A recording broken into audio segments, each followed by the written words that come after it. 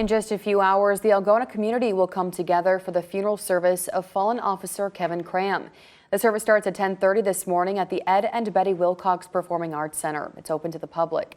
Cram was shot and killed in the line of duty last week while serving an arrest warrant. A man is facing charges in his death. Ahead of the funeral, donations are continuing to pour in for Officer Cram's family.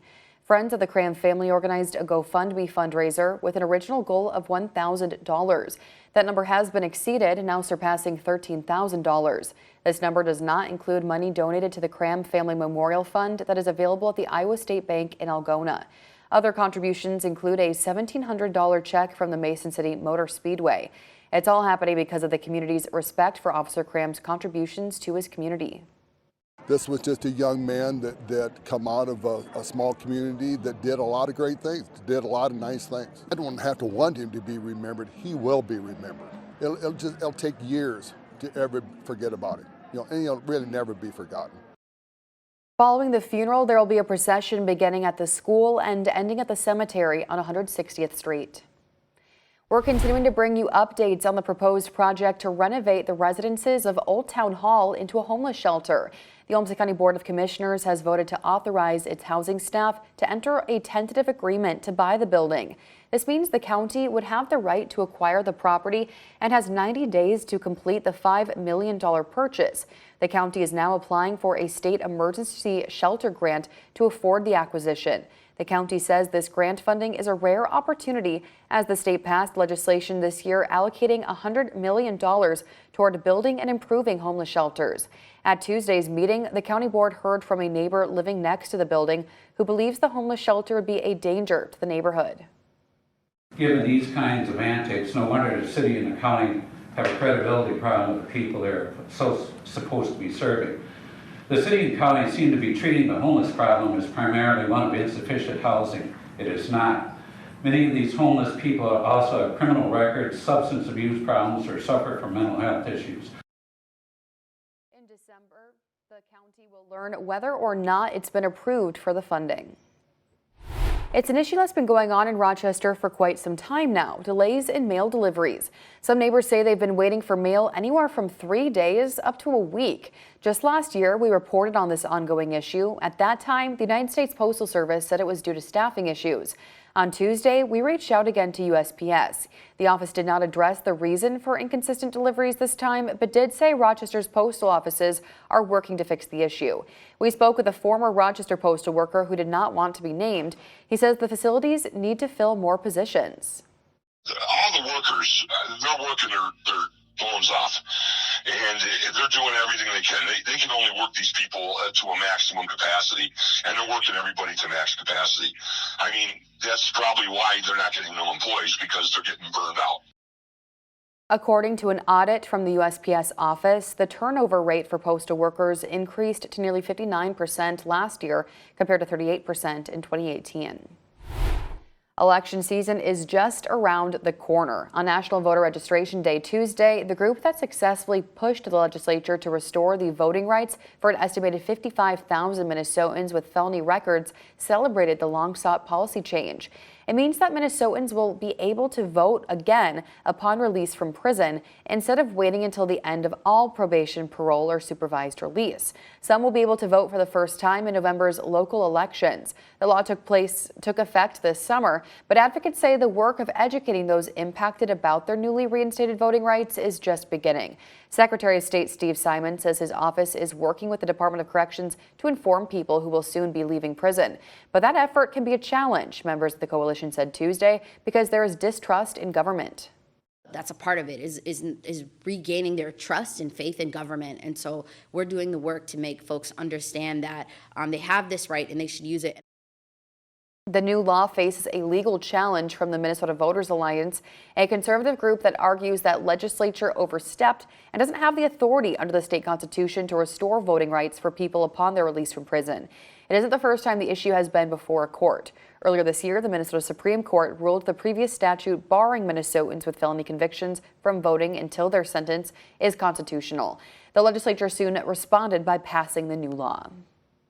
Still ahead on Daybreak, an 18-year-old is facing felony charges for homophobic vandalism discovered after a Northeast Iowa Communities Pride Festival. Plus, At the UN, attention turns to climate. I'm Jared Hill with the push from President Biden and how Congress is responding to his plea for more aid to Ukraine. And I'm checking chances for rain going up and up and up into the weekend. Best chance is Sunday for some scattered showers all day. KIMT News 3 Daybreak. Your local news with KIMT News 3's Annalise Johnson. Weather every 10 minutes with Storm Team 3 meteorologist Sean McAday. This is KIMT News 3.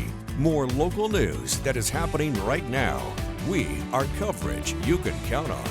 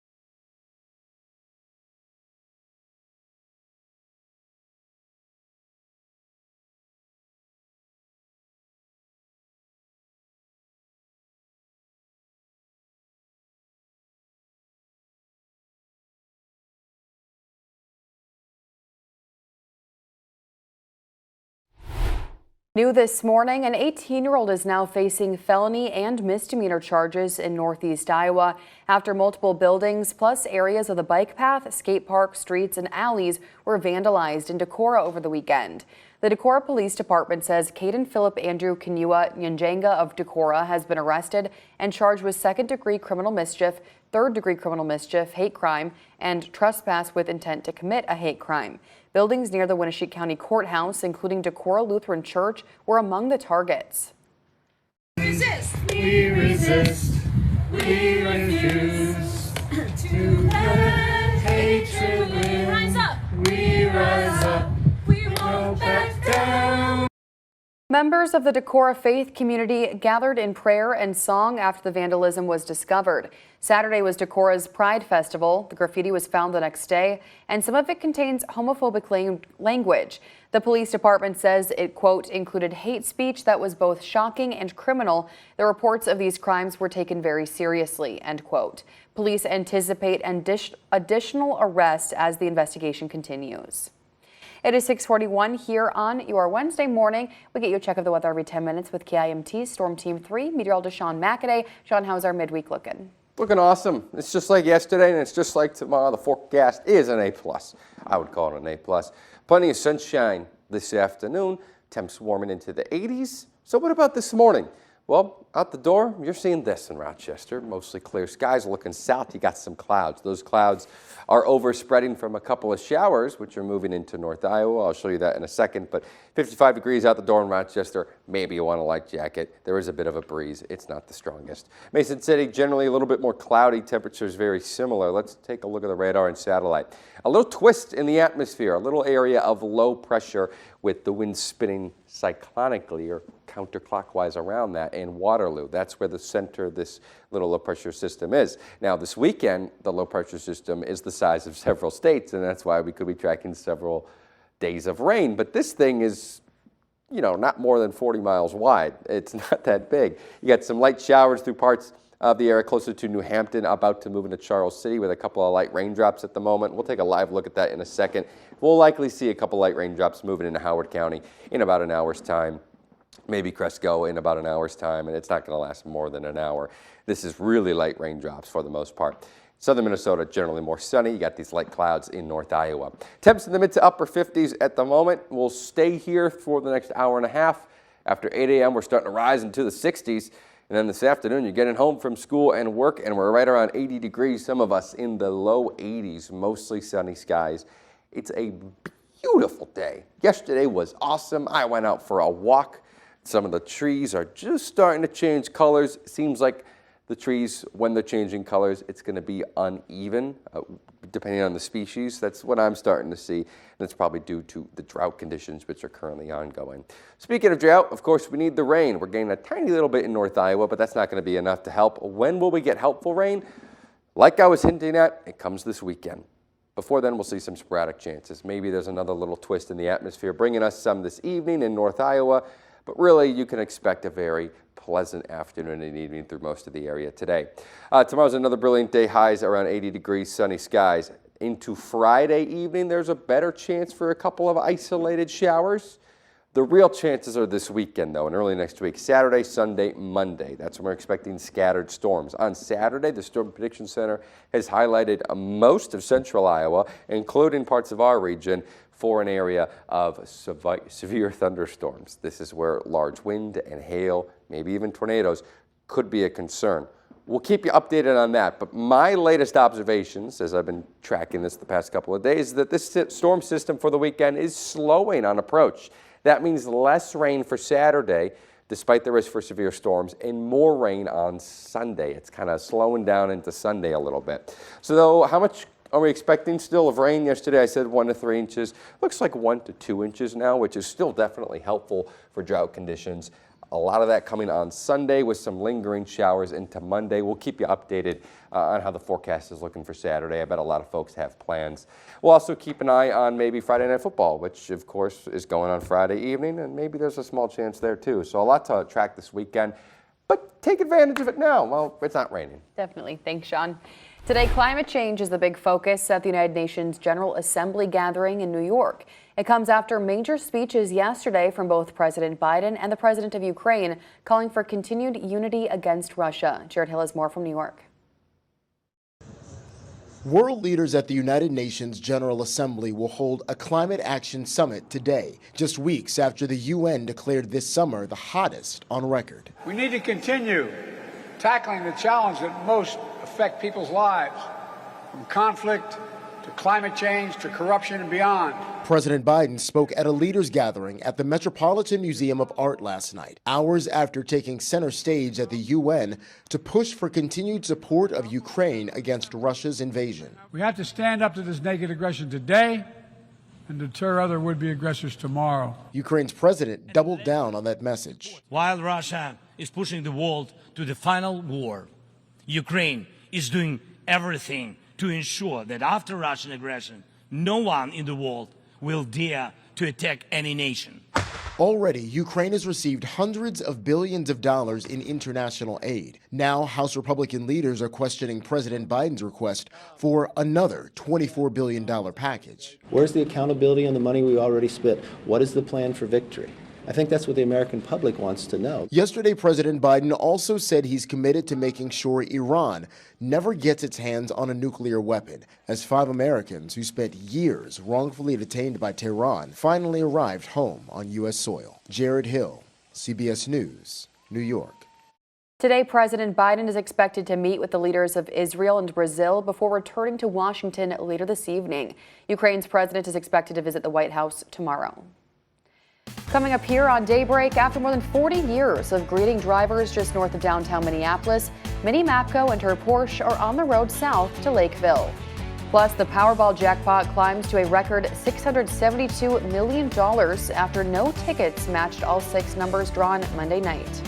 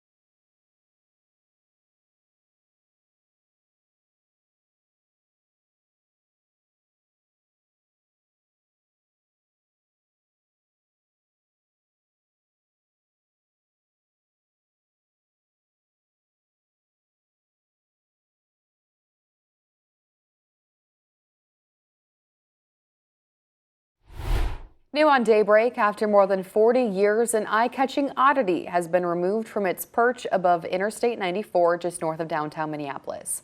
A female mannequin known as Minnie Mapco was a North Minneapolis fixture for decades, sitting on top of a red Porsche that was welded on top of a metal pole by the owner of the Minneapolis Auto Parts Company, which used to own the property. But Minnie was grounded late last week when Billy Bus Transportation, which is currently located on the property, put up its own sign. However, that's not the end of the road for Minnie or her Porsche. Turns out she's just moving south to retire.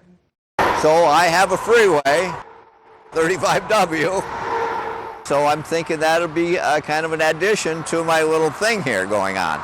My dad was very creative in thinking outside the box.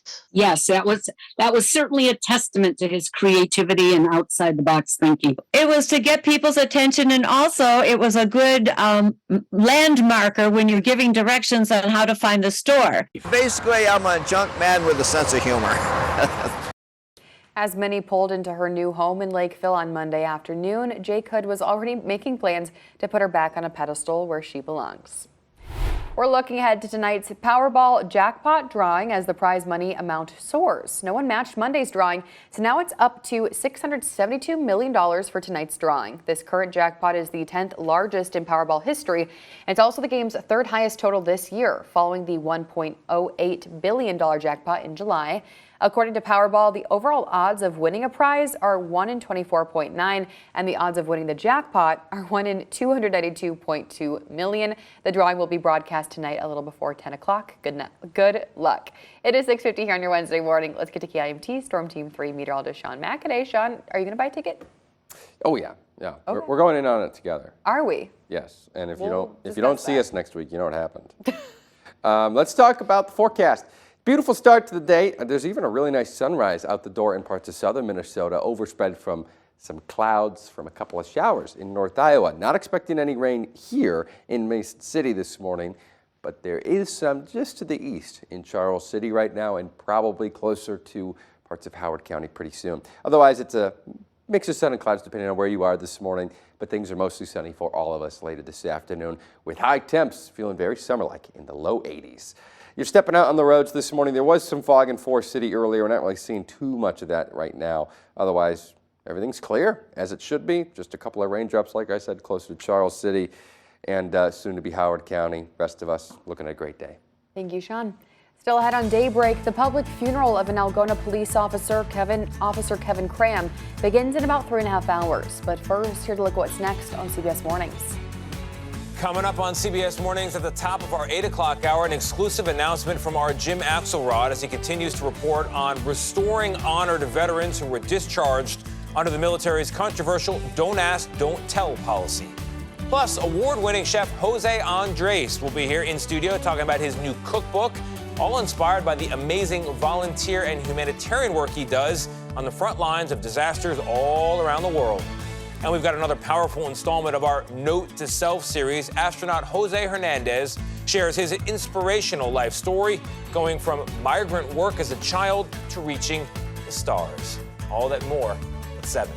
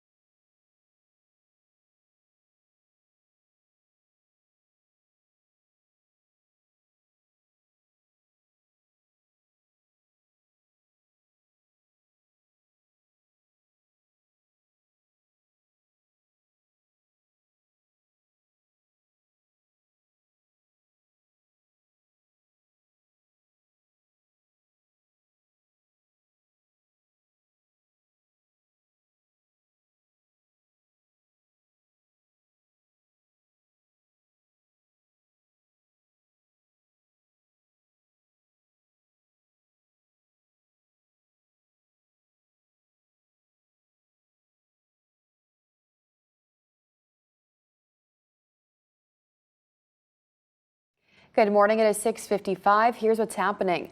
In just a few hours, the Algona community will come together for the funeral service of fallen officer Kevin Cram. The service starts at 10:30 this morning at the Ed and Betty Wilcox Performing Arts Center.